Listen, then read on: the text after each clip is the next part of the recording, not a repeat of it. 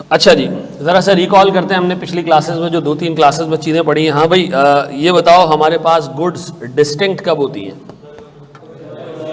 जब वो अकेले बिक सके मार्केट में। सीधा सिंपल फार्मूला, अकेले बिक सके। लेकिन सर क्या अकेले बिकना इज़ इनफ?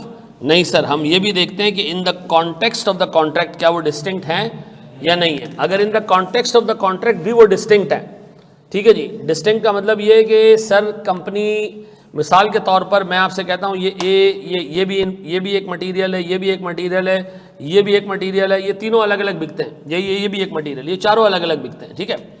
लेकिन मैं आपको इनको चारों को मिला के एक प्रोडक्ट बना के दूंगा, तो स्टैंडर्ड कहता है देखो दो ये इंडिविजुअली डिस्टिंक्ट हैं, लेकिन चूंकि अब कंपनी का वादा एक प्रोडक्ट देने का है और प्रोडक्ट इंटीग्रेट करके देगी कंपनी, तो अब ये चार नहीं बल्कि एक काउंट होगा। फिर स्टैंडर्ड कहता है जनाब दो चीज़ें, दो गुड्स आपस में इतनी क्लोजली इंटर रिलेटेड हो कि ये अलग अलग बिकती ही नहीं हो, ये बिकती ही साथ हो, एक के बगैर दूसरा बेकार, दूसरे के बगैर पहला बेकार, और साथ साथ बिकती हो, तो फिर हम इन दोनों को क्या ट्रीट करेंगे? एक प्रोडक्ट ट्रीट करेंगे। फिर स्टैंडर्ड ने कहा जनाब अगर एक कॉन्ट्रैक्ट में एक प्रोडक्ट आप देते हो और दूसरा प्रोडक्ट उसमें डालते हो और ये दूसरा वाला प्रोडक्ट पहले वाले प्रोडक्ट की फंक्शनैलिटी को, उसकी हालत को सिग्निफिकेंटली चेंज कर दे, तो फिर हम कहेंगे कि जनाब ये दो नहीं बल्कि एक प्रोडक्ट है। और इसकी मिसाल हमने ये दी थी कि मिसाल के तौर पर एक सॉफ्टवेयर है क्विक बुक्स का। अगर आप क्विक बुक्स का सॉफ्टवेयर लेते हो और कंपनी को कहते हो कि जनाब ये तो आपका बेस सॉफ्टवेयर है, सिंपल सॉफ्टवेयर है, भाई मेरा तो कॉलेज है, उसके अंदर 10,000 चीज़ें, आप अपने सॉफ्टवेयर को मॉडिफाई करके दो, मुझे मॉडिफिकेशन सर्विस दो, लेकिन इसको ऐसा मॉडिफाई करना कि उसके बाद कोई पहचान नहीं पाए कि ये क्विक बुक्स है या ये कोई अलग ही सॉफ्टवेयर है। अब बताओ, उससे मुझे क्विक बुक्स का लाइसेंस बेचा और क्या किया, मॉडिफिकेशन सर्विस भी दी, तो ये दोनों को मैं अलग अलग ट्रीट नहीं करूंगा, ये दोनों क्या ट्रीट होंगे? अब बताओ तीन केसेस जिसके अंदर मल्टीपल गुड्स एक ट्रीट होंगी, वो क्या है? Significant integration service, very closely inter related products, और one product in the contract is significantly modified by the other product. ये तीन एग्जांपल याद रहेंगी। अच्छा जी, अब सुनिएगा सर, बोर्ड पे देखिएगा दोस्त।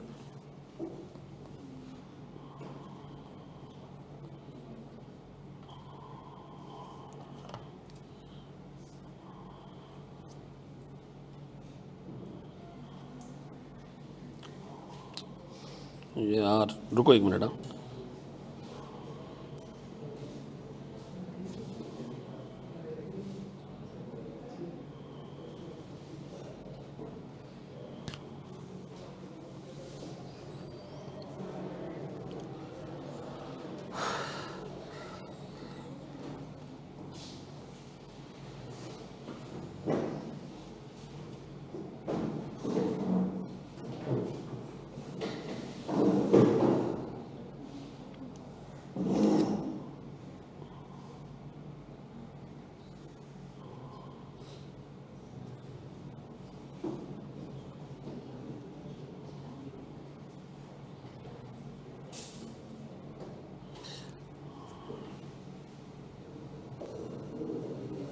अच्छा मेरे प्यारे बच्चों, बोर्ड पे देखिएगा दोस्त।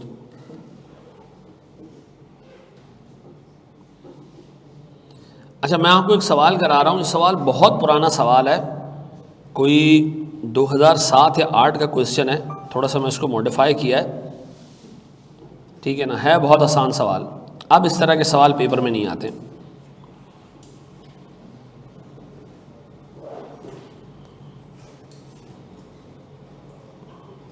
सर जब नहीं आते तो क्यों करा रहे हैं?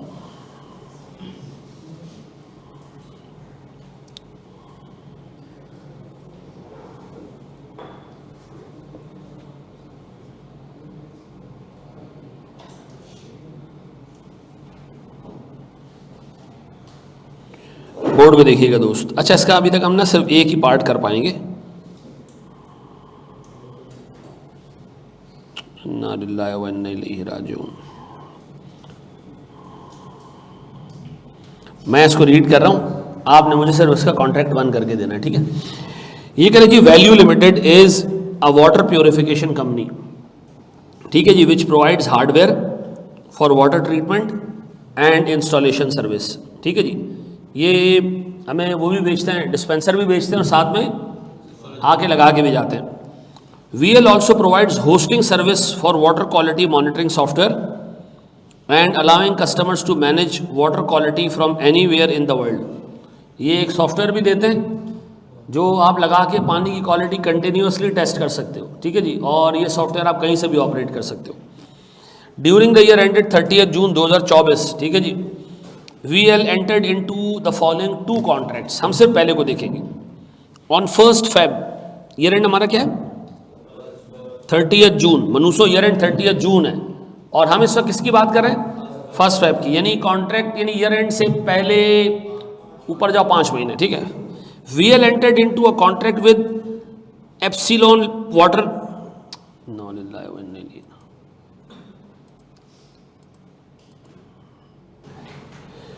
हम डिस्कस कर रहे थे सर एक केस को। एक कंपनी है जिसका ईयर एंड 30 जून है, उसने एक कॉन्ट्रैक्ट किया है। ये कंपनी पानी की मशीनें भी बेचती है, पानी साफ करने का सॉफ्टवेयर भी बेचती है, और इंस्टॉलेशन उस मशीन को इंस्टॉल करने की सर्विस भी देती है, ठीक है जी। कॉन्ट्रैक्ट 1 के on 1 Feb 2024 VL entered into a contract with epsilon water for a total price of 10.5 million. एक हमने कॉन्ट्रैक्ट किया जिसकी टोटल प्राइस कितनी है 10 उर्दू जुबान में सीधी सी बात है, एक कॉन्ट्रैक्ट किया जिसमें 10.5 मिलियन का हमने जो है वो कुछ सामान बेचना है, प्राइस उसकी 10.5 million, done. Which was paid immediately, सामने वाली पार्टी ने पहले दिन ही पैसे दे दिए, तो हमने कैश डेबिट करके अभी जहन में सोचना शुरू किया कि कॉन्ट्रैक्ट लायबिलिटी क्रेडिट, ठीक है जी। अब देखते हैं हमने दिया क्या क्या उसको।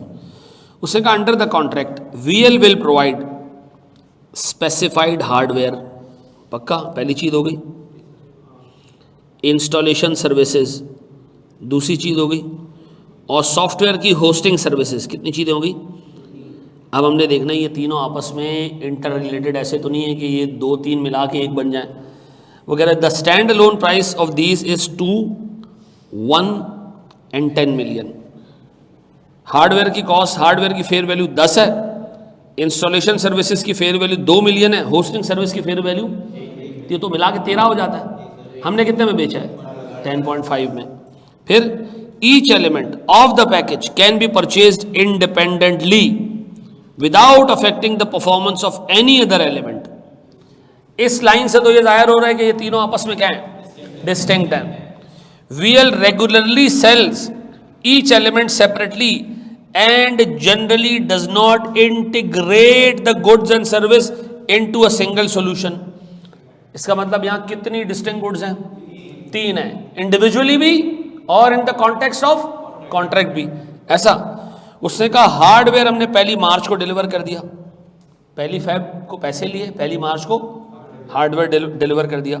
इसकी इंस्टॉलेशन कंप्लीट की कब 1 Feb को। होस्टिंग सर्विस हमने 1 साल प्रोवाइड करनी है, कब से 1 अप्रैल से। मुझे बताओ मैंने इसमें जर्नल एंट्रीज क्या पास की होंगी, सबसे पहले मुझे बताओ। सबसे ना ना ना ना ना रुक जाओ, पहले बताओ हमने दिया क्या क्या। हार्डवेयर है, फिर इंस्टॉलेशन है, होस्टिंग है सर, इसमें इनकी फेयर वैल्यूज क्या क्या है 10, 2 और 1, तो ये कितने हो गए 13 हो गए। असल में तो ट्रांजैक्शन प्राइस 13 थोड़ी है, ट्रांजैक्शन प्राइस तो कितनी है 10 पॉइंट। तो बताओ अब मैं इस 10.5 को इन तीनों में एलोकेट करूं कैसे जी, 10.5 डिवाइडेड बाय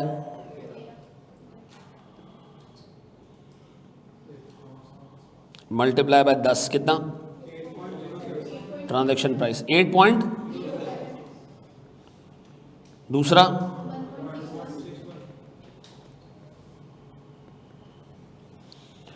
1.61, फिर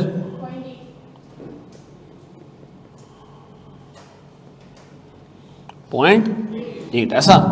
अच्छा ये 1 मार्च से लेके अगले साल 28 Feb तक जाएगा। अच्छा ये इंस्टॉलेशन ये 1 मार्च को ही जाएगा, 1 मार्च लिखा है 1 अप्रैल सॉरी, और ये जो होस्टिंग है ये कब से शुरू हो रही है, ये भी 1 अप्रैल से सॉरी। अच्छा ये इंस्टॉलेशन सर्विस 1 अप्रैल को कंप्लीट हो जाएगी ना, और हार्डवेयर हमने कब दिया है 1 मार्च को दिया। तो पता हमने 1 Feb को क्या पैसा रिसीव किया होगा क्या एंट्री पास की होगी, कितने से, और कॉन्ट्रैक्ट लायबिलिटी। फिर बताओ हमने हार्डवेयर कब दिया, 1 मार्च को, क्या एंट्री पास की होगी, कॉन्ट्रैक्ट लायबिलिटी डेबिट कितने से, 8.07। फिर सेल्स क्रेडिट कितने से, 8.07, पक्का।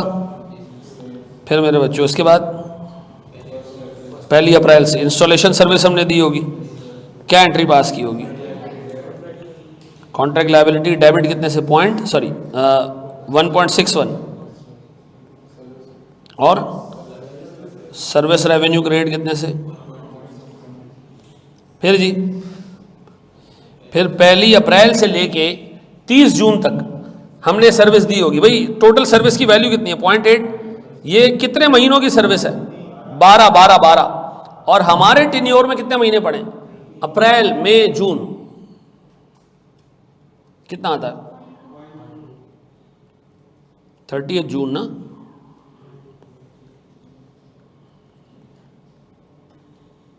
क्या करूं जी, कॉन्ट्रैक्ट लायबिलिटी डेबिट कितने से, 0.8 डिवाइडेड बाय 12 मल्टीप्लाई बाय 3, कितना, 0.2। और सर मेरे पास सर्विस रेवेन्यू ग्रेड कितने से,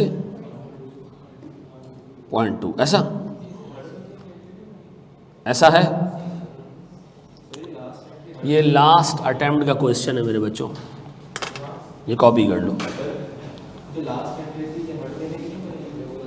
हर महीने की बना सकते हो, लेकिन चूंकि हम ईयर एंड पे काम कर रहे हैं, हम ईयर एंड पे देख लेंगे। हाँ जी जी मेरा बच्चा, नहीं दी ना, नहीं मिला के नहीं दिया ना, उसने कहा हम तीनों अलग अलग बेचते हैं, यहाँ भी हमने तीनों अलग अलग बेचते हैं, और मिला के देने का हमने कोई वादा नहीं किया, ठीक है ना। उसे एसेट खरीदा, उसकी इंस्टॉलेशन सर्विस खरीदी, जिससे एसेट सिग्निफिकेंटली मॉडिफाई नहीं होगा, ठीक है। और जो होस्टिंग सर्विस है वो बिल्कुल इंडिपेंडेंट है। लास्ट एंट्री में 0.8 मिलियन पूरे साल की अमाउंट है, हमने सिर्फ 3 महीने यूटिलाइज किए सर्विस अभी तक, तो हम 3 महीने का रेवेन्यू बुक करेंगे, ठीक है जी।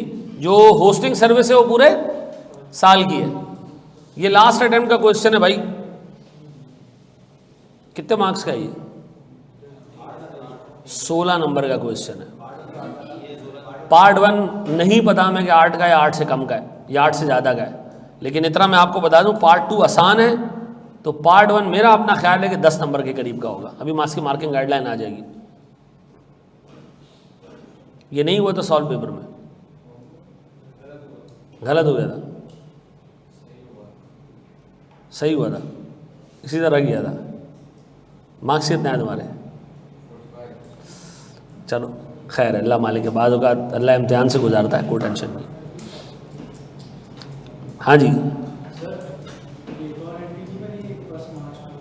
1 मार्च को एक और एंट्री थी, कौन सी,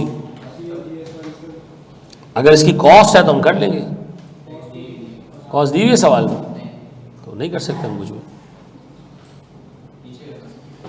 1 फेब को एंटिटी रिकॉर्ड की है, एसेट तो मार्च में पैसा लिया 1 फेब को, भाई इग्नोर कर दूं, पहले फेब को तो हमने सिर्फ पैसा लिया ना।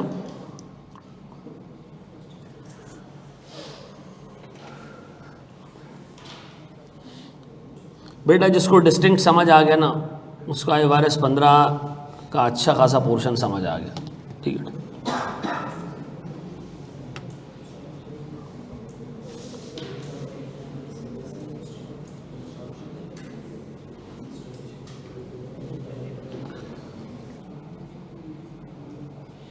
हाँ जी, ये बड़ा एक इम्पॉर्टेंट कॉन्सेप्ट है, नेवर टेस्टेड, कभी भी टेस्ट नहीं हुआ, never been tested sir but you never know with ICAP। ये सवाल उठाए और खट करके उठा के पूछ ले, अच्छा कोई पढ़ाता भी नहीं होगा क्योंकि इम्पॉर्टेंट नहीं है। यार एक बात बताओ, 2 कॉन्ट्रैक्ट्स को क्या कंबाइन किया जा सकता है क्या, कंबाइन करने से होगा क्या। अच्छा चलो पहले हम ज़रा बात करते हैं कि कंबाइन करने का क्या मतलब है, ठीक है। देखो मिसाल के तौर पर मैं एक कस्टमर आता है मेरे पास, उसने कहा सर मुझे ना पहले अपनी इमारत के लिए ना फाउंडेशन बनानी है। मैंने कहा इमारत बनानी है, उसके बाद उसने कहा नहीं सिर्फ फाउंडेशन बनानी है। मैंने कहा अजीब बंदे यार, फाउंडेशन बना के ऊपर इमारत ही नहीं बनाऊंगा। उसने कहा आपने फाउंडेशन बनानी है, बनानी ही नहीं बनानी है। मैंने कहा सर नौकर की तो नखरा की, अभी बना देते हैं सर। मैंने कहा जी इसके पैसे होंगे 5 लाख। उसने कहा ठीक है, ये हो गया, कॉन्ट्रैक्ट बनाया, साइन वाइन कर दिया। उसने कहा अब बिल्डिंग बनानी है, उसका अलग कॉन्ट्रैक्ट है। मैंने कहा अच्छा अलग कॉन्ट्रैक्ट है? उसने कहा अलग कॉन्ट्रैक्ट है, ये बिल्डिंग बनेगी अलग। मैंने कहा यार अच्छा बिल्डिंग अलग बनेगी तो बिल्डिंग का अलग कॉन्ट्रैक्ट कर लेते हैं। मैंने कहा बिल्डिंग के पैसे होंगे 8 लाख। उसने कहा यार क्या जालिम हो यार, 5 लाख वहाँ ले लिए तुमने, थोड़ा खुदा का खौफ करो, इतना वहाँ कमा लिया तो थोड़ा देर कम कमा लो। मैंने कहा ओके, तो आप जो नए कॉन्ट्रैक्ट में जो प्राइस है वो डिपेंडेंट कर रहे हो किसके ऊपर? ओल्ड कॉन्ट्रैक्ट के ऊपर, कि वहाँ आपने थोड़ा बहुत कमा लिया तो आप यहाँ कम कमाओ। तो स्टैंडर्ड कहता है भैया अब इन 2 कॉन्ट्रैक्ट्स को अलग ट्रीट ना करो बल्कि एक ही ट्रीट करो। ऐसा है, ये बात समझ आती? अब दूसरा केस सुनना। एक बंदे ने कहा कि जी मुझे जो है ना वो फाउंडेशन बना के दे दो और बिल्डिंग बना के दे दो, इनके कॉन्ट्रैक्ट्स अलग अलग हैं। मैंने कहा यार ये कॉन्ट्रैक्ट, और मुझे ना इफेक्टिवली फिर पूरी बिल्डिंग चाहिए, ठीक है, कॉन्ट्रैक्ट हम अलग अलग बनाएंगे लेकिन चाहिए क्या है मुझे? पूरी बिल्डिंग चाहिए। मैंने कहा यार ये अलग अलग कॉन्ट्रैक्ट नहीं बन सकते। क्यों? क्योंकि बिल्डिंग और फाउंडेशन मिला के एक प्रोडक्ट है, क्योंकि मैं दोनों को क्या करूँगा, इंटीग्रेट करके आपको दूंगा। तो स्टैंडर्ड कहता है अगर एक पर्टिकुलर पार्टी से आपने 2 कॉन्ट्रैक्ट्स कर लिए हैं लेकिन इन एसेंस देखा जाए कि इन दोनों को मिला के एक ही प्रोडक्ट प्रोड्यूस हो रहा है और ये जो इन दोनों के बीच में इंटीग्रेशन सर्विस सिग्निफिकेंटली इन्वॉल्व है और इन दोनों में मौजूद प्रोडक्ट एक डिस्टिंक्ट प्रोडक्ट है, तो फिर आप इन दोनों कॉन्ट्रैक्ट्स को अलग अलग ट्रीट नहीं करेंगे, इन दोनों को क्या करेंगे? एक ट्रीट करेंगे। ऐसा? अब आओ एक एक करके मैं पढ़ रहा हूँ। Under IFRS 15 the entity is required to combine 2 or more contracts with same customer or related parties of the customer। या उसी कस्टमर से 2 कॉन्ट्रैक्ट हो या उसकी सब्सिडरी से हो या पेरेंट कंपनी से कोई कॉन्ट्रैक्ट हो और उससे भी कॉन्ट्रैक्ट हो, तो 2 कॉन्ट्रैक्ट्स मिला के, इसमें मुझे क्या टेंशन है? अगर 2 अलग अलग पार्टी से मैं कॉन्ट्रैक्ट मिला दूं तो मुझे कोई टेंशन नहीं है, क्यों? मुझे तो सर्विस देनी है, जिसको गुड्स बेचूंगा मैंने तो सेल की एंट्री पास। उनको टेंशन है वो उसको कैसे रिकॉर्ड करेंगे, जो एक को गुड्स दूंगा वो एक अपने पास रिकॉर्ड करेगा, जो दूसरे को गुड्स दूंगा वो अपने पास। मुझे कोई टेंशन नहीं, मैं क्या करूं, मैं तो गुड्स ए को दूं तब भी सेल बुक करूंगा, बी को दूं। वो कह रहा है जनाब एक कस्टमर से कॉन्ट्रैक्ट हो या एक कस्टमर की रिलेटेड पार्टी से कॉन्ट्रैक्ट हो, तो 2 कॉन्ट्रैक्ट्स को आप मिला सकते हो। कब? Number 1, contracts are negotiated as a single commercial package. क्या मतलब? इसका क्या मतलब?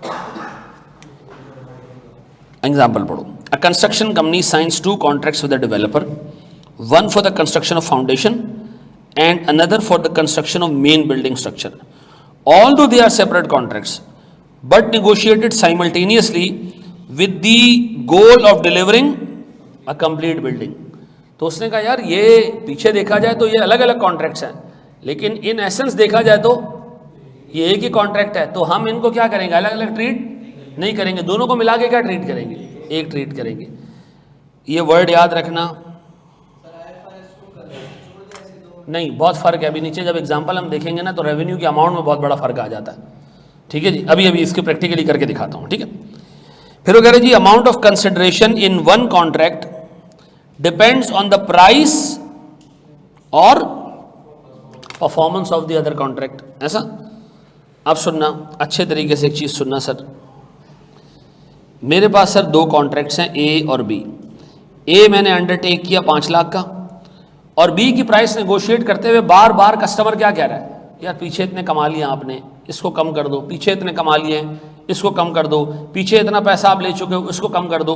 तो मुझे बताएं ये जो सेकंड की कंसिडरेशन है ये डिपेंड कर रही है किसके ऊपर? Price of the other.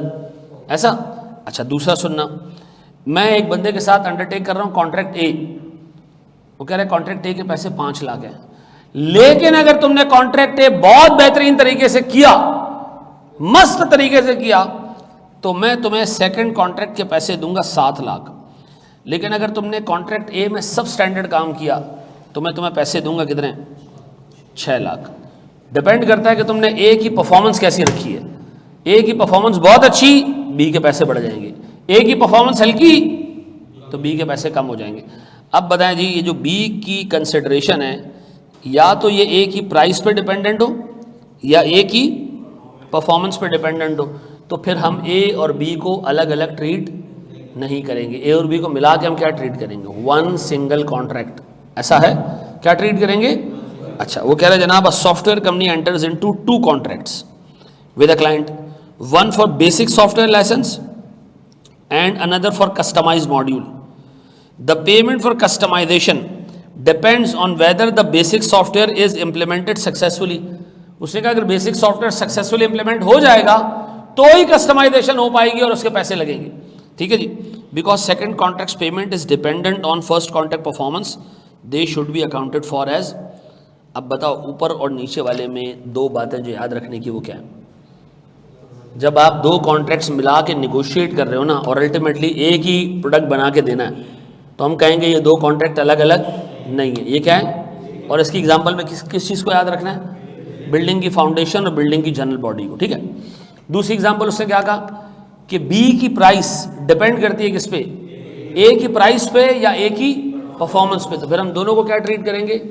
एक। अच्छा, तीसरे में वो क्या कह रहा है कि व्हाट इफ के जो दोनों कॉन्ट्रैक्ट्स में गुड्स एंड सर्विस हैं वो क्या हो? वो एक ही प्रोडक्ट हो, लेकिन उसके लिए कॉन्ट्रैक्ट कितने किए गए हों? दो किए गए। हम कहेंगे प्रोडक्ट ही एक है तो दो कॉन्ट्रैक्ट करने का क्या फ़ायदा? दो कॉन्ट्रैक्ट अलग अलग कॉन्ट्रैक्ट करने तो मिसगाइड करना है लोगों को। ये असल में क्या है? ये क्या कह रहा है जी? NIT service company signs one contract to provide a hardware. ठीक है जी, कौन सा हार्डवेयर? मैकबुक। और दूसरा क्या है जी? एक इंस्टॉलेशन सर्विस दें और एक सॉफ्टवेयर कॉन्फ़िगर करके दें। ये क्या है?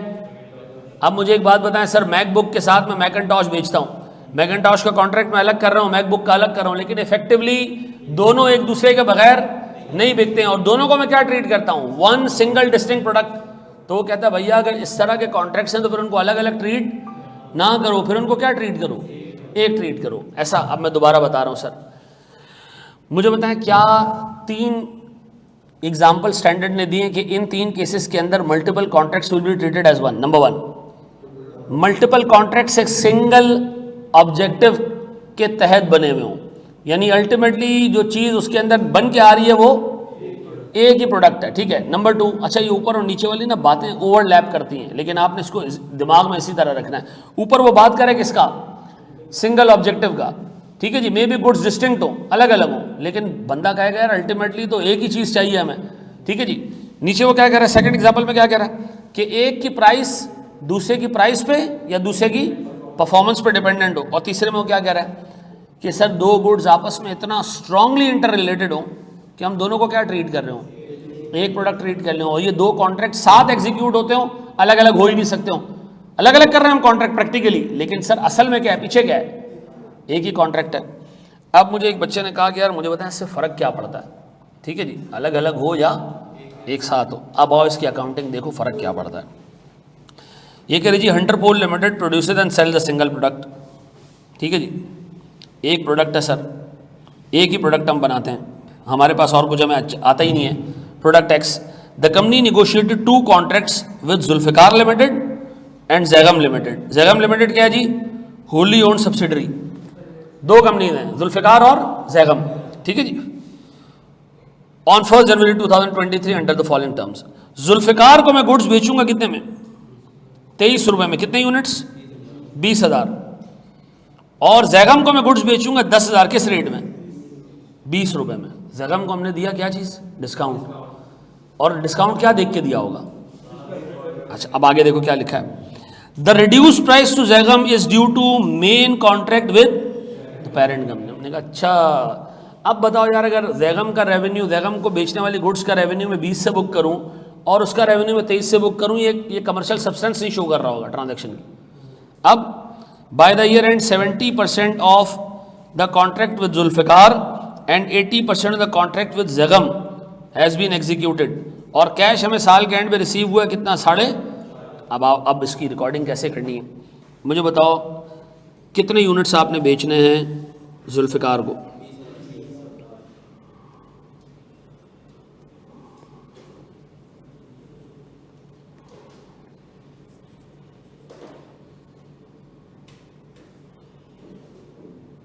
और जैगम को हमने कितने बेच रहे हैं, यूनिट्स कितने हैं 20 और 10, रेट क्या क्या है 23 और अलग अलग कॉन्ट्रैक्ट ट्रीट करना है, नहीं सर, अमाउंट क्या आ रहा है 460,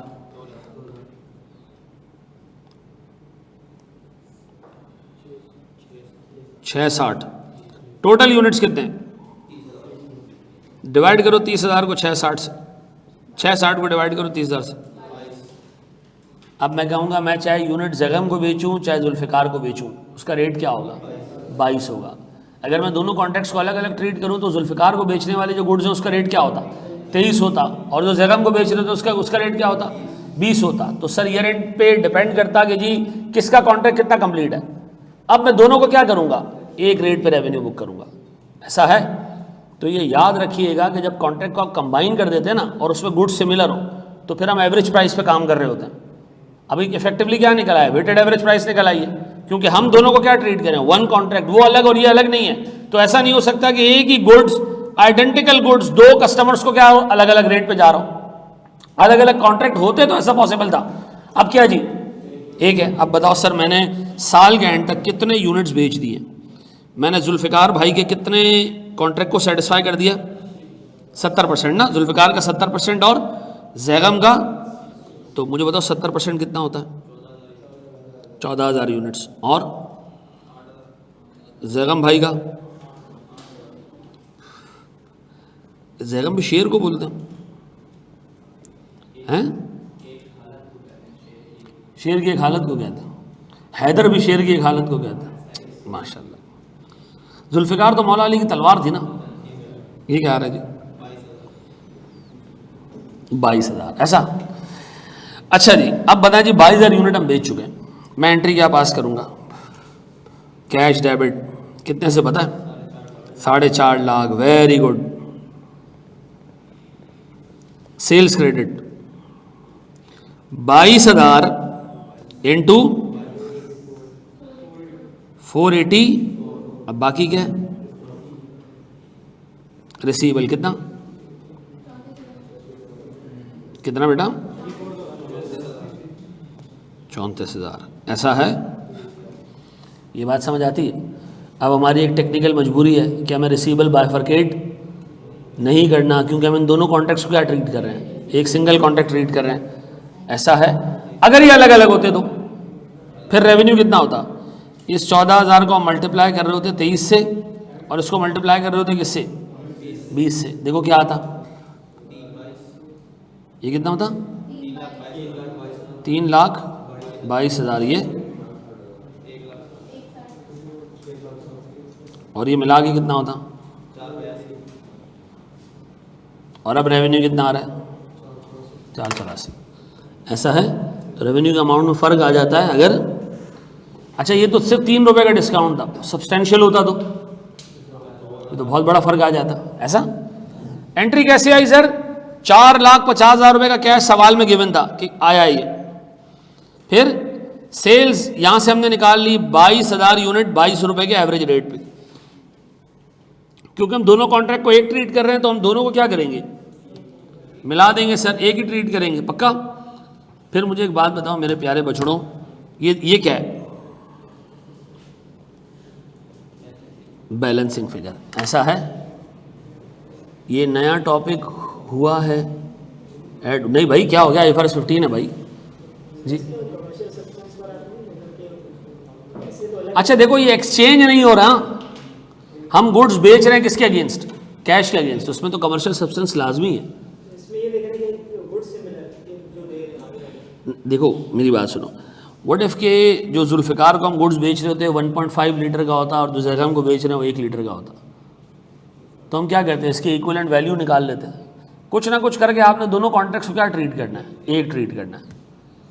अगर दोनों की गुड्स डिसिमिलर होती तो फिर हम रेवेन्यू अलग अलग अमाउंट निकाल के करते, लेकिन तब भी कॉन्ट्रैक्ट को क्या ट्रीट करते, एक ही ट्रीट करते। फिर हम इसकी वैल्यू अलग निकाल रहे होते, इसकी अलग निकाल रहे होते, सेल्स हम एक बुक करते, रिसीवेबल एक बुक करते, आवाम को बताते कि हमने कितने कॉन्ट्रैक्ट अंडरटेक किए, एक कॉन्ट्रैक्ट, ठीक है। किसकी? देखो मैंने फिर कहा कि प्रैक्टिकली जो है वो हम जो बिल रेस कर रहे होंगे ना, वो हमने रेस किया होगा 482 का। प्रैक्टिकली जो हमने बिल रेस किया होगा वो कितने का रेस किया होगा? 482 का, क्योंकि हमने दोनों पार्टीज को अलग अलग रेट पे गुड्स बेचे और दोनों से पैसे अलग अलग लें, लेकिन सेल हम अपने पास रिकॉर्ड कितनी कर रहे होंगे? 484। पैसे कितने आ चुके हैं? अब ये सवाल में बताया भी नहीं गया कि 4.5 में से कितने पैसे किससे आए, तो हम क्या करते जी, कैश डेबिट करते और फिर जो रिसीवेबल होता वो अकॉर्डिंगली स्प्लिट कर देते। लेकिन तुम्हारे पास अगर एग्जाम में क्वेश्चन आएगा ना, तो उसका ऑब्जेक्टिव रिसीवेबल को रिकॉर्ड करना नहीं होगा, उसका ऑब्जेक्टिव क्या होगा? सेल्स को रिकॉर्ड करना। ठीक है जी, 5 बजे नमाज का ब्रेक दे दीजिएगा, 5:45 तक कज़ा हो जाएगी, ऐसा है यार? ये नहीं करो ना। अच्छा चलो, नमाज तो देनी है, तो तुम लोग फतवा लगा दोगे डायरेक्ट, इसको कॉपी कर लो।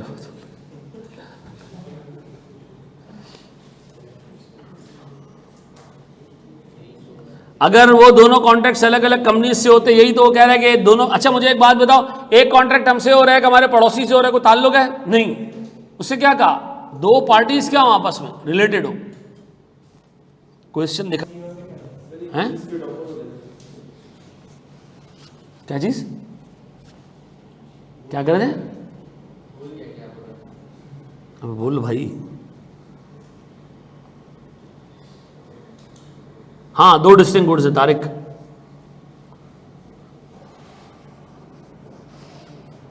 तारिक मजहर पिक्सल 9 प्रो ले लें। नहीं, अभी मुझे किसी ने बताया कि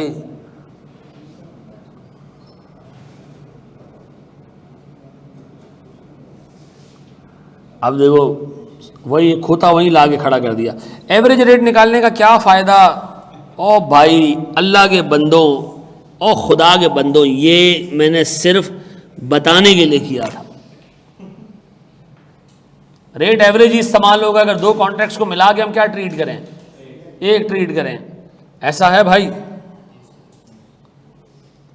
सर अगर दोनों अलग अलग प्रोडक्ट्स दे तो तब भी एक ही भाई अलग अलग प्रोडक्ट दे तब भी एक ही कॉन्ट्रैक्ट कंसिडर कर सकते हो। सेकंड पॉइंट में कवर हो जाएगा ना वो, कि एक की प्राइस दूसरे की प्राइस को देख के रखी जाए। मिसाल के तौर पर एक बंदा है, 300 समोसे चाहिए, मैं कहूँ ठीक है जी 50 रुपये का समोसा है। उसने कहा इसके बाद 400 रोल भी चाहिए, लेकिन तूने समोसे में बहुत काटा है तो इधर 5 रुपये कम कर दे रेट। तो अब बताओ समोसे और रोल का कॉन्ट्रैक्ट क्या होगा? एक होगा, भले उसके अंदर गुड्स अलग अलग हो। अब दोनों के रेट एक ही रखने, नहीं से एवरेज रेट निकालना है। नहीं निकालना है एवरेज रेट। एवरेज रेट कब निकालना है? जब दोनों प्रोडक्ट्स आइडेंटिकल हो। अब दोनों को अलग अलग रखो, लेकिन ये याद रखना कि कॉन्ट्रैक्ट एक रखने की वजह से स्टैंडर्ड के डिस्क्लोजर की बहुत सारी रिक्वायरमेंट्स चेंज हो जाती हैं। ठीक है जी, आगे जाके हम डिस्क्लोजर जब देख रहे होंगे तो मैं उसमें बताऊंगा कि देखो हर एक कॉन्ट्रैक्ट के बारे में ये डिस्क्लोज करना है, ये डिस्क्लोज करना है। तो जब दो कॉन्ट्रैक्ट्स को मिला के तुम एक ट्रीट करोगे तो डिस्क्लोजर भी क्या होगा उसका? सिंगल होगा। ठीक है जी, आगे बढ़े हम।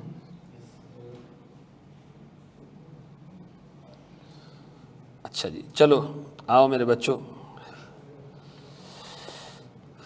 अपने पास हेडिंग डालें long term contract. Long term contract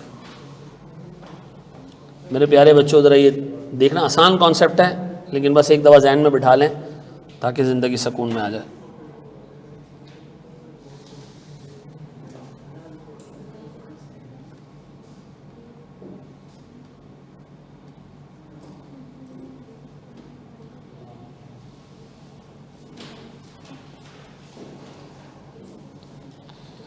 long term contracts होते हैं दो किस्म के।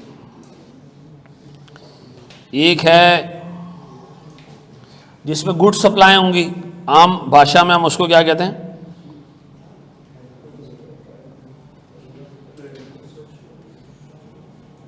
Construction contracts. और दूसरा क्या होगा? Service contracts. लॉन्ग टर्म का मतलब क्या है? साल से ऊपर बात जा रही हो, ऐसा नहीं सर। लॉन्ग टर्म का कॉन्ट्रैक्ट IFRS 15 में बिल्कुल अलग कॉन्सेप्ट है।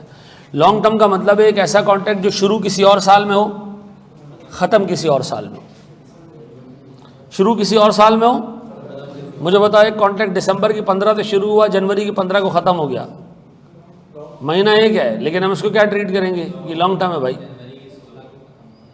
जनवरी की 16 कर ले भाई, जनवरी की 2 तारीख को कर ले भाई, ठीक है जी। एक बंदा 29 तारीख को एक शुरू हो और 2 जनवरी को, हाँ ये भी लॉन्ग टर्म है। इसकी वजह ये कि आधा रेवेन्यू या पार्ट ऑफ रेवेन्यू एक साल में बुक होगा और पार्ट ऑफ रेवेन्यू दूसरे साल में बुक होगा। अच्छा सुनो, सर्विस कॉन्ट्रैक्ट में रेवेन्यू हमेशा रिकॉर्ड होता है over the period, over the period revenue recognition.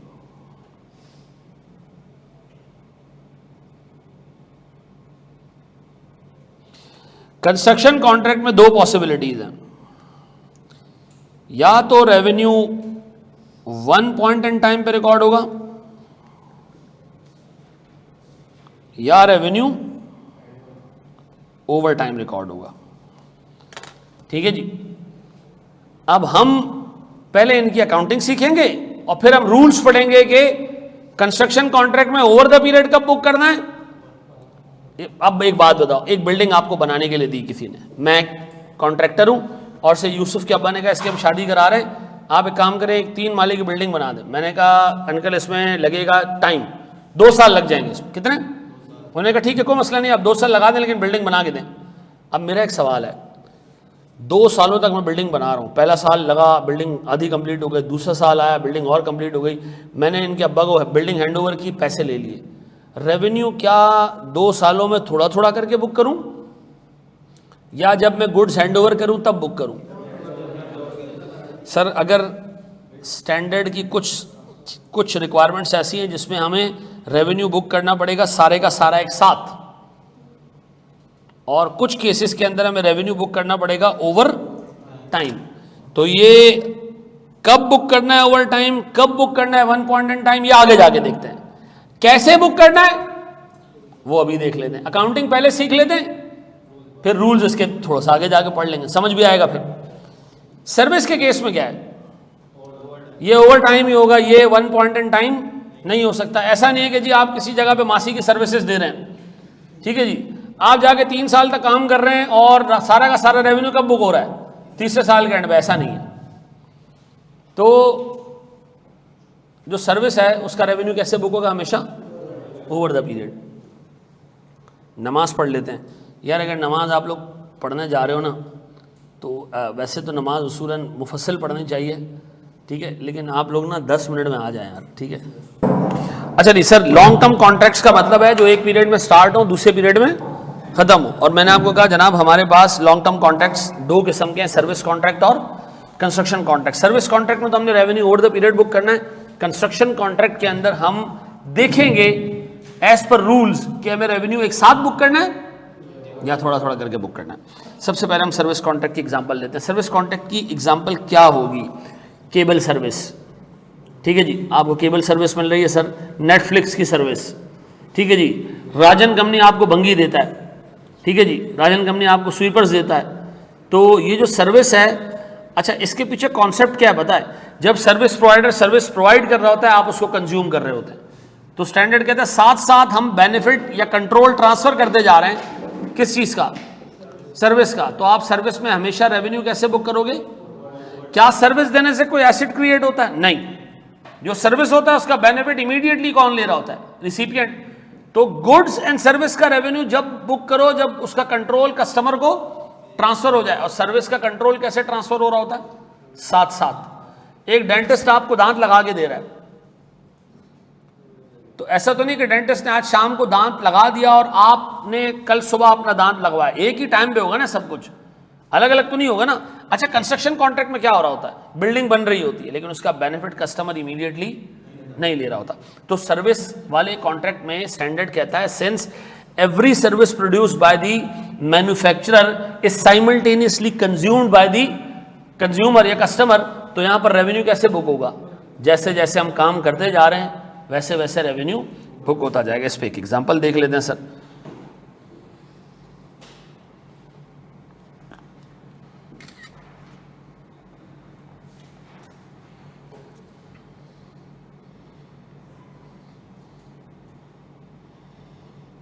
ये किसकी एग्जांपल है? सर्विस कॉन्ट्रैक्ट की। मेरे प्यारे बच्चों बोर्ड पे देखना,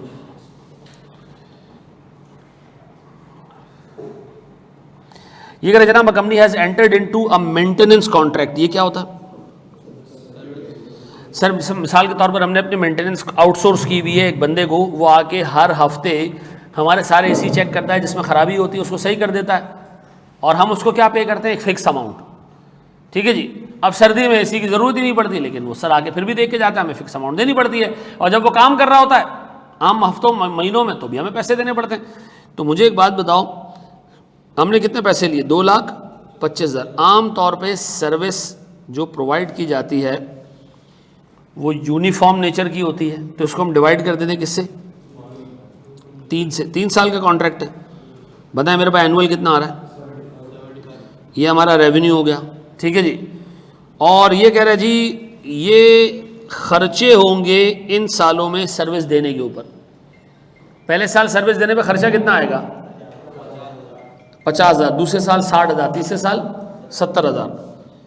अच्छा, फिर वो कह रहा है जी according to the terms of the contract 80% of the build amount will be collected as soon as the bills are raised and 20% will be collected at the end of the contract period. अब इसको पहले समझना है और फिर इसको solve करना है। ठीक है।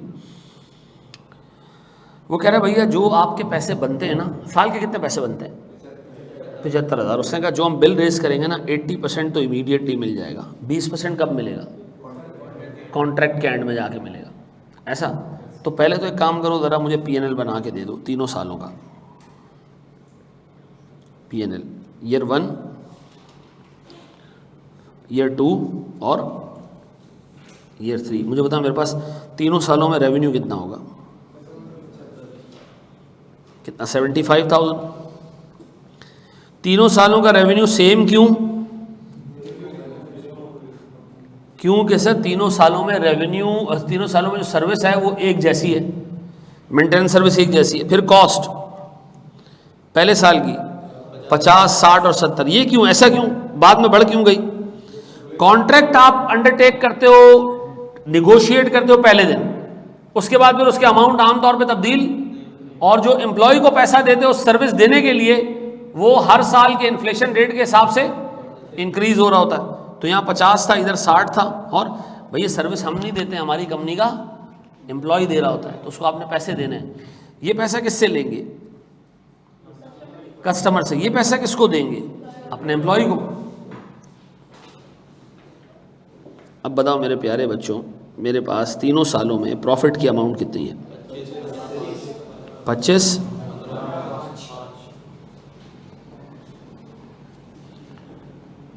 ई का है रे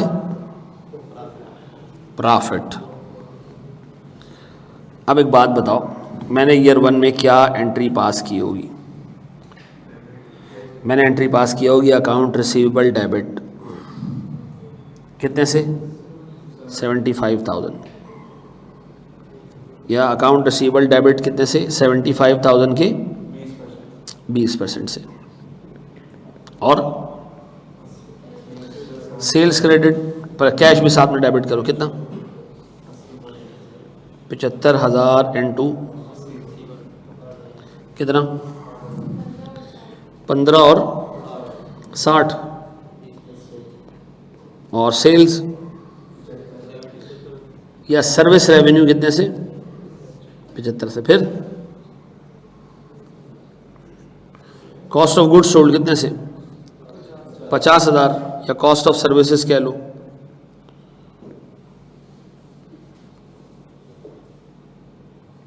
पचास से। और अपने एम्प्लॉय को हमने क्या दिया होगा?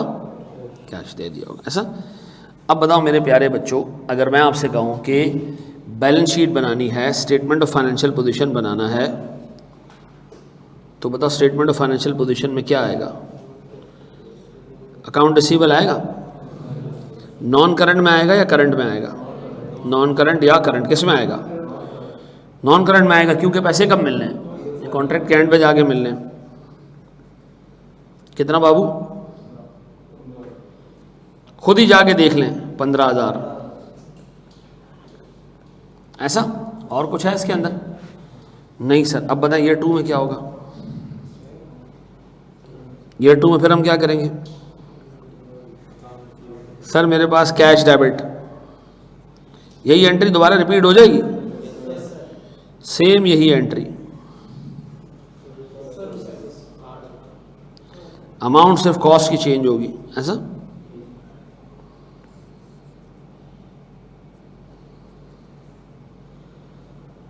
ये कौन सा साल है?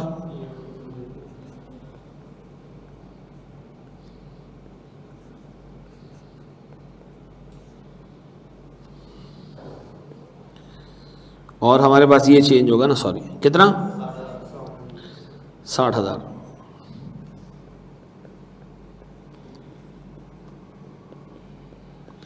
अब बताओ जी, मेरे पास फिर balance sheet, statement of financial position जी, नॉन करंट एसेट, और अब सारे का सारा रिसीवेबल किस में आ रहा होगा? करंट में आ रहा होगा। कितना? पुराना रिसीवेबल है हमारे पास कितने का? 15 का। नया भी कितने का? कितना आ रहा है?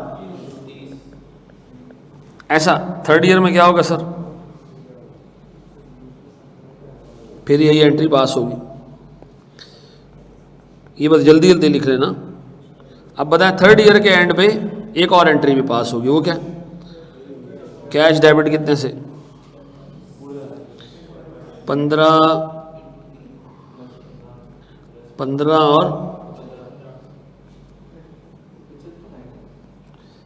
कितना? 45 और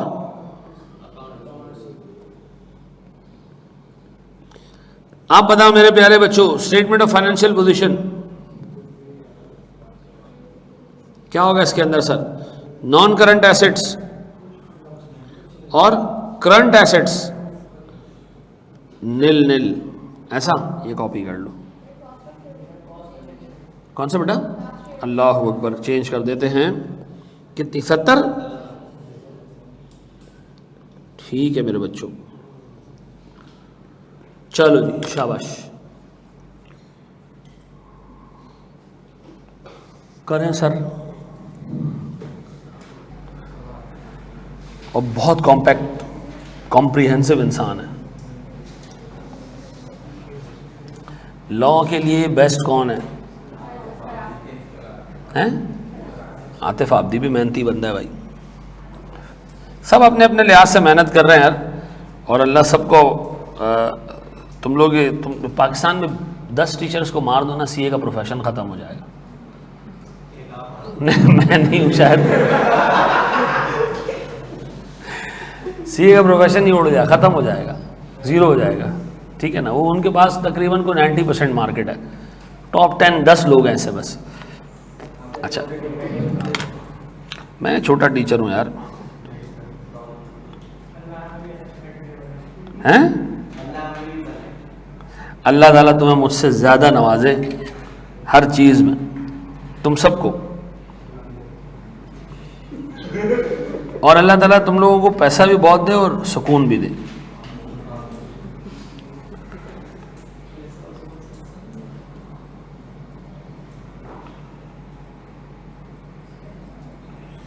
अब आया सर गेम असल, बोर्ड पे देखना दोस्त। अब हम बात करेंगे किसकी? Construction contract. अच्छा, मैं अज्यूम कर रहा हूं कि इस कंस्ट्रक्शन कॉन्ट्रैक्ट में हम रेवेन्यू रिकॉर्ड करेंगे ओवर द पीरियड। कैसे? अच्छा, हम बना रहे एक बिल्डिंग, ठीक है, और हमने अकाउंटिंग स्टैंडर्ड्स पढ़े। हमें अकाउंटिंग स्टैंडर्ड ने बताया कि आप रेवेन्यू बुक करें कैसे? Over the period. वो क्या कंडीशंस थी अभी हम डिस्कस नहीं कर रहे, बस हम ये डिस्कस करें कि हमें स्टैंडर्ड्स ने अलाउ कर दिया कि आप रेवेन्यू कैसे बुक करें? Over the period. बना क्या रहे हम? एक एसेट जो कि जिसका शायद फिजिकल पोजेशन हम कस्टमर को कब देंगे? मे बी 3 साल बाद। 3 साल का डाटा आ रहा है तो 3 साल बाद देंगे। ठीक है जी, आओ देखते हैं हम जनाब। ABC limited has been awarded a construction contract with an initial contract price of 1200। Contract price का मतलब है हमें as a service provider, as a constructor कितना पैसा मिलेगा? 1200 रुपए। किसका? पूरे कॉन्ट्रैक्ट का। ठीक है जी। The project is expected to span over 3 years। ठीक है जी। The cost incurred to date, इसका क्या मतलब है? अब तक कितना खर्चा हो चुका है एंड फर्दर एस्टिमेटेड कॉस्ट, और आगे कितना होगा उसकी डिटेल नीचे दी हुई है। बताओ ईयर 0 पे जब काम शुरू हुआ कितना खर्चा हो चुका था? 0। खर्चा होना कितना था? 900। यहां रुक जाओ इधर, अपने आप से पूछो कि मैंने अभी कॉन्ट्रैक्ट शुरू करना है, खर्चा कितना होगा, मिलेगा कितना? लिखा हुआ ऊपर 1200, मिलेगा कितना? खर्चा करना कितना है? क्या ये कॉन्ट्रैक्ट एक प्रॉफिटेबल कॉन्ट्रैक्ट है या ऑनरस कॉन्ट्रैक्ट है? ऑनरस क्या होता है? जिसमें लॉस हो। प्रॉफिटेबल कॉन्ट्रैक्ट जो प्रॉफिटेबल हो। मिलना कितना है, देने कितने हैं, तो ये प्रॉफिटेबल कॉन्ट्रैक्ट है। ऐसा ये ऑनरस, अगर ऑनरस होता IFRS 15 के एम्बेट से बाहर निकल जाता, फिर उसको हम ट्रीट करते IAS 37 के हिसाब से। आगे आ रहा है हमारे कोर्स में, दोनों है, 37 भी है और ये भी है, दोनों पढ़ने हमने। अभी क्या है, ये एक प्रॉफिटेबल कॉन्ट्रैक्ट, डन। तो क्या डे 1 पे अकाउंटिंग करें? कुछ नहीं सर, ना हमने कुछ दिया ना कुछ लिया, सिर्फ एक एग्रीमेंट हुआ है कि 1200 में मिलने, और हमारे जहन में एक चीज बैठी हुई कि हमने 900 का खर्चा करना है। फिर the contract was successfully completed at the end of 3rd year, ठीक है, वो तो बाद में हम देखते हैं। Due to increase in expected cost the amount of revenue was renegotiated at the end of each year. पहले साल के स्टार्ट पे कितना रेवेन्यू कंफर्म किया था उसने? 1200। उसने कहा पहले साल के एंड पे भी 1200 ही था, लेकिन दूसरे साल के एंड पे हमने जाके क्या कहा, अल्लाह का खौफ करो यार, इतना खर्चा बढ़ गया तो थोड़ा रेवेन्यू भी बढ़ा दो, और वो मान गया कितने पे? अच्छा, अगर यहां लिखा होता कि जी it is most probable virtually certain that सामने वाली पार्टी इंशाल्लाह विल अप्रूव इट, तो फिर हम क्या करते? नहीं लेते। क्यों? हमने पढ़ा था कि कॉन्ट्रैक्ट क्या होना चाहिए? अप्रूव्ड होना चाहिए। याद आ रहा है कॉन्ट्रैक्ट की कंडीशंस के वक्त पढ़ा था। अच्छा, फिर तीसरे साल ये रेवेन्यू कितना हो गया? 1260। अब 2 मिनट के लिए अपने आप से पूछो, 3 साल चलाइए, गौर से देखना। हम बनाएंगे 4 वर्किंग्स। कितनी? सबसे पहली वर्किंग ओवरऑल प्रॉफिट। बोर्ड पे देखना मेरे प्यारे बच्चों, बताओ ओवरऑल बेसिस पे आपका रेवेन्यू पहले साल के एंड पे आपको क्या लग रहा था कि कितना होगा? 1200। कॉस्ट टू डेट कितना खर्चा? कितना खर्चा है प्यारे बच्चों, कितना खर्चा? 225। पहले साल के एंड पे 225 हो गया खर्चा, 225 का। फर्दर एस्टिमेटेड कॉस्ट कितने की होगी? 675। कितना हो गए? 675 डालो, उसमें कितने हो गए टोटल? 900 हो गए। रेवेन्यू कितना? 1200। खर्चे दोनों मिला के जो हो चुके हैं, और अंदाजा है कि होगा कितना? बताओ इस कॉन्ट्रैक्ट पे ओवरऑल बेसिस पे प्रॉफिट होगा या लॉस होगा? प्रॉफिट होगा। कितने का? हमें पहले साल के एंड पे भी नजर आ रहा है कि contract is still a profitable contract. Year 0 पे क्या नजर आ रहा था? प्रॉफिटेबल। अब 1 साल गुजरने के बाद भी क्या नजर आ रहा है? प्रॉफिटेबल। ये पहली वर्किंग हो गई। हमेशा हम चेक करेंगे whether the contract falls under the ambit of IFRS 15 और not. Yes sir, this is a profitable contract, still a profitable contract. Day 1 पे भी प्रॉफिटेबल था, 1 साल बाद भी प्रॉफिटेबल नजर आ रहा है। Number 2, stage of completion. क्या चीज? कितना कंप्लीट हो चुका है कॉन्ट्रैक्ट? हमने देखा जी कॉन्ट्रैक्ट कंप्लीट कितना हुआ है, हमने सोचा यार कॉन्ट्रैक्ट पे खर्चा कितना आएगा टोटल? 900। 900 में से 225 का खर्चा हो चुका है, इसका मतलब है काम कितना % हो चुका है? 25% हो चुका है। तो आपने क्या किया? कॉस्ट टू डेट को डिवाइड कर दिया किससे? टोटल एस्टिमेटेड कॉस्ट से। टोटल, फर्दर से नहीं। किससे? आपने कहा जी 900 रुपए का खर्चा होना था, 225 का हो चुका है, तो मैं अज्यूम कर रहा हूं कि कॉन्ट्रैक्ट कितना कंप्लीट हो चुका है। ये स्टेज ऑफ कंप्लीशन मालूम करने का एक तरीका है। स्टेज ऑफ कंप्लीशन मालूम करने के 3 तरीके। हमने भी क्या पढ़ा? सिर्फ पहला तरीका। कैसे? Cost to date divided by total estimated cost will give you a fair idea कि आपने कितना काम कर दिया। ऐसा? अब बताएं जी, स्टेज ऑफ कंप्लीशन पता चल गया। अब हम बुक करने जा रहे हैं जनाब क्या चीज? As at P&L। As at P&L। As at क्या होता है सर? P&L तो फॉर द ईयर होता है। हाँ, ये वाला P&L कौन सा है? As at. आज तक कितना काम कंप्लीट हो चुका है? आज तक कितना काम कंप्लीट हो चुका है? 25%। इस 25% से रेवेन्यू बुक करो। बताओ कितना रेवेन्यू मैं अब तक बुक कर लूं? कितना? 300 कैसे आया? 25% ऑफ 1200 कितना? फिर cost of good sold 25% of total cost, 25% of total cost, total cost. और सर मेरे पास 25% ऑफ प्रॉफिट कितना? ये बनना 75। ये कौन सा पीएनएल है? ये कौन सा पीएनएल है? As add. एज एड का मतलब स्टेज ऑफ कंप्लीशन के हिसाब से अब तक इतने का रेवेन्यू बुक हो जाना चाहिए, अब तक इतने की कॉस्ट बुक हो जानी चाहिए, अब तक इतने का। अच्छा मैंने कहा यार आज से पहले मैंने कितना रेवेन्यू बुक किया इस कॉन्ट्रैक्ट पे? आज से पहले कितना रेवेन्यू बुक किया? कोई भी नहीं किया। तो मैं अब एक और पीएनएल बना रहा हूं। कौन सा? For the year PNL. अब बताओ अगर फॉर द ईयर पीएनएल है, अब तक कितने का रेवेन्यू बुक कर चुके थे तुम? 0 का। स्टैंडर्ड कह रहा है अब तक 300 का बुक कर लो, तो मैं क्या करूं? रेवेन्यू बुक कर लूं कितने से? 300 से। कॉस्ट ऑफ गुड्स सोल्ड आपसे एनालिसिस कह रहे हैं अब तक 225 का बुक हो जाना चाहिए था। मैंने कहा मैंने आज तक 1 रुपए का भी नहीं किया, तो मैं 225 का बुक कर लेता हूं। बताओ अब तक कितने का प्रॉफिट बुक हो जाना चाहिए? 75 का। आपने अब तक कितने का प्रॉफिट बुक कर लिया? सर किया ही नहीं है, पहली दफा करने जा रहा हूं। कितने का प्रॉफिट? 75 का। डन हो गया। ये जो पीएनएल आ रहा है ना, चौथा एग्जामिनर कहता है एक्सट्रैक्ट बना के दो पीएनएल का, तो आपको चौथा एलिमेंट बनाने के लिए ऊपर 3 वर्किंग्स करना पड़ेंगी। ऐसा क्या करना पड़ेगी? ये बताओ। पहला साल कंप्लीट। अब आते हैं किस पे? सेकंड ईयर पे। बोर्ड पे देखना, बोर्ड पे देखना, बोर्ड पे देखना मेरे बच्चों। बताओ सेकंड ईयर के कॉन्ट्रैक्ट रेवेन्यू के अमाउंट में कोई चेंज है? रीनिगोशिएटेड कंफर्म अमाउंट 1225। बोर्ड पे देखो 1225। अब तक कितना खर्चा हो चुका है?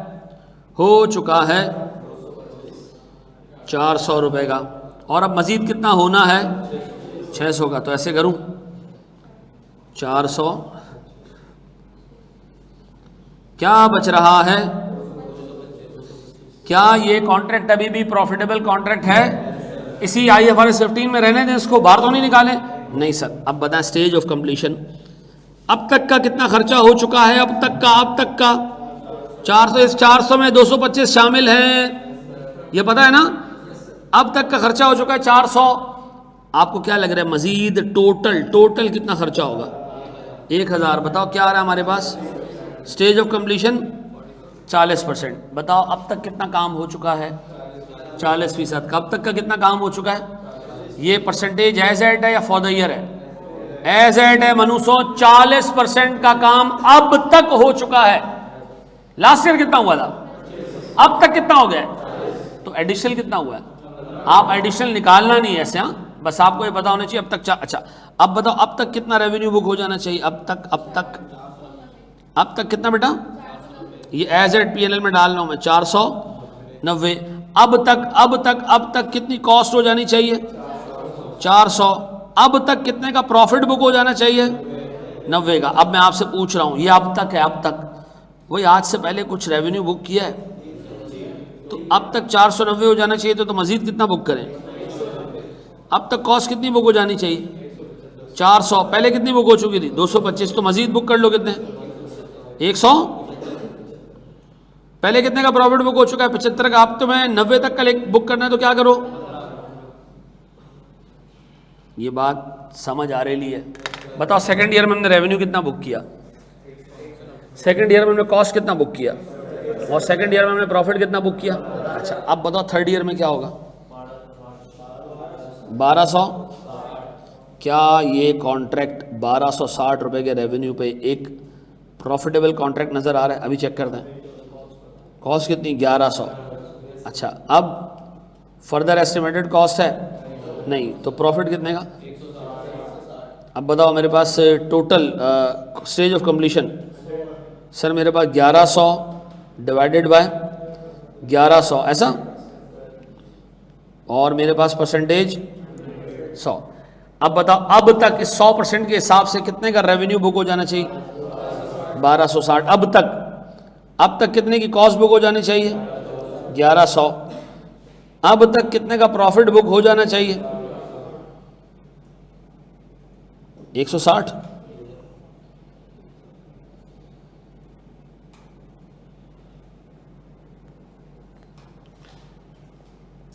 बताओ मेरे बच्चों, अब तक कितने का प्रॉफिट बुक हो जाना चाहिए? इन्ना लिल्लाहि व इन्ना इलैहि राजिऊन, अस्तगफिरुल्लाह। जी अब बताएं जी, अब बताओ 1260 का रेवेन्यू बुक हो जाना चाहिए, अब से पहले कितना हो चुका है? 490। एजेड को एजेड से कंपेयर कर रहा हूं, कितना आ रहा है? 770। 61।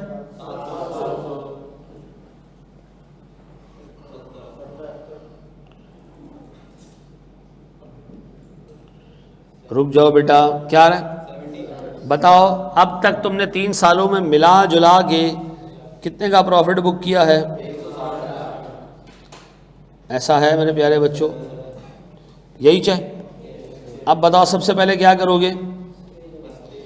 आप ओवरऑल प्रॉफिट देखोगे। ओवरऑल प्रॉफिट अगर आपको नजर आएगा प्रॉफिटेबल है तो आप आगे जाओगे, क्या कैलकुलेट करोगे? Stage of completion. Stage of completion से रेवेन्यू भी निकालोगे, कॉस्ट भी निकालोगे, प्रॉफिट भी निकालोगे, और पिछले साल देखोगे कि अब तक कितना रेवेन्यू बुक कर चुके हो, कॉस्ट बुक कर चुके हो, प्रॉफिट कितना बुक कर चुके हो। तो इससे तुम्हें फॉर द ईयर पीएनएल मिल जाएगा। पक्का? ये कॉपी कर लाओ जल्दी जल्दी।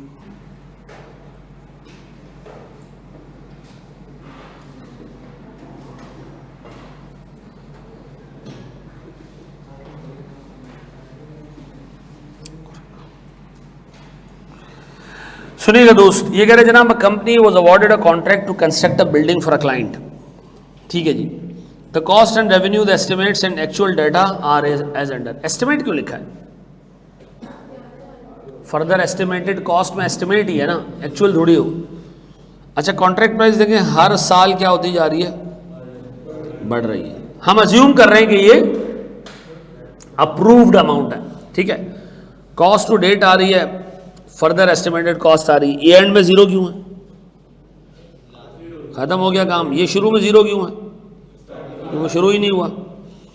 The building is constructed over the land already owned by the client. इतना बड़ा पॉइंट है, क्योंकि हमने अभी तक रूल्स नहीं पढ़े हैं, तो आगे हम जाके देखेंगे। तो ये वाली लाइन मैं इस सवाल पे दोबारा आऊँगा, आपको बताऊंगा कि एग्जामिनर ने लाइन क्यों डाली थी।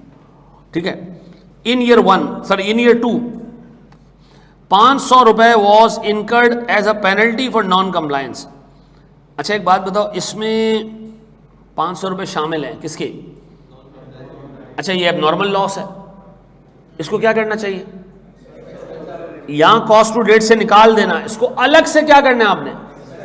Expense out. अगर ये यहां शामिल है तो ये 12,000 में भी शामिल हो। ऐसा है? क्यों? तो कॉस्ट टू डेट में तो ये सारा पुराना वाला ऑलरेडी शामिल है ना, तो इसका मतलब है यहां से भी मुझे क्या करना पड़ेगा? इसको निकालना पड़ेगा। ये पीएनएल में किस साल में चार्ज होगा? ईयर 2 में। ईयर 3 में दोबारा नहीं चार्ज कर देना। ऐसा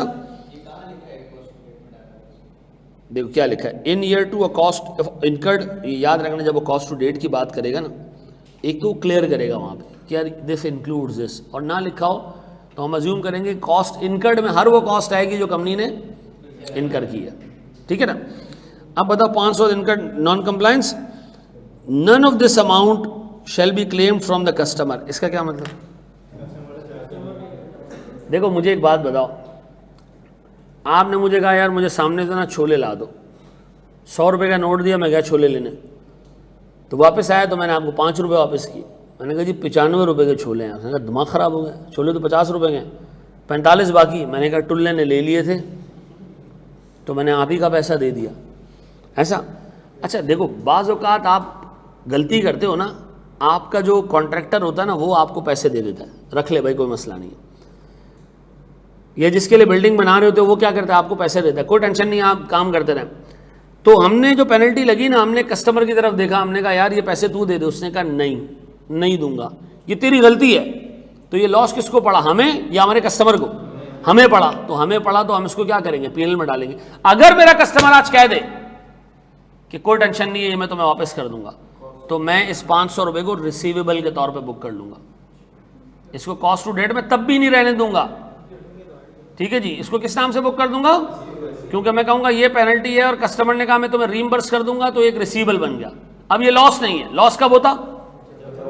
अच्छा, वो कह रहे हैं कि भाई आपने इसका कोई अमाउंट कस्टमर से क्लेम नहीं किया, तो इसका मतलब है हम इसको लॉस मान चुके हैं, इसको हमने क्या करना है? एक्सपेंस आउट कर देना है। कब? ईयर 2 में। फिर वो कह रहे हैं जनाब, revenues and profits are charge to P&L based on stage of completion. The stage of completion is determined using the proportion of cost incurred to the total expected cost. ऐसा उर्दू जुबान में कह रहे हैं cost incurred divided by total cost. Contract revenue increases with variable consideration as it becomes more clear that there reversal is removed. अब ये एक पूरी कहानी है, आप इस लाइन को इग्नोर कर देना और आप सवाल कर लेना, ठीक है? ठीक है जी, थैंक यू वेरी मच। यहीं तक रखते हैं हम आज की क्लास को। Thank you.